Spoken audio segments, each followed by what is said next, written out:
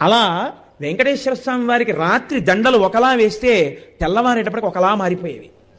ఎవరు చేస్తున్నారని ఒక రోజున అనుమానం వచ్చి ఒక మహంత్ గుదిలో నక్కి పడుకున్నాడు చూద్దామని. అర్ధరాత్రి అయ్యేటప్పటికీ అయ్యవారి పాలపీఠం దగ్గర రాయి తొలగి తేజోరూపంలో తరిగొండ వెంగమాంబ గారు వచ్చి హారాలు సరిచేస్తుంటే చూసి మూర్చిపోయాడు. ఇప్పటికీ తేజోరూపులై ఆనందనిలయంలోకి వెళ్ళి ఈశ్వరుణ్ణి సేవిస్తారు. బ్రహ్మగారు, చతుర్ముఖ బ్రహ్మగారు ప్రతిరోజు వెంకటేశ్వర స్వామి వారి పాదాలు కడిగి ఆ పాత్ర అక్కడ ఉంచుతారు. అందుకే రాత్రి నీటి చెంబు ఉంచి తలుపులేస్తారు. ఆ శేషాన్ని సుప్రభాతానికి వెళ్ళిన వాళ్ళకి దర్శనమిస్తారు. అంతటి మహానుభావుడు వెంకటరమణుడు. వెంకటరమణుడంటే వెంకటరమణుడే.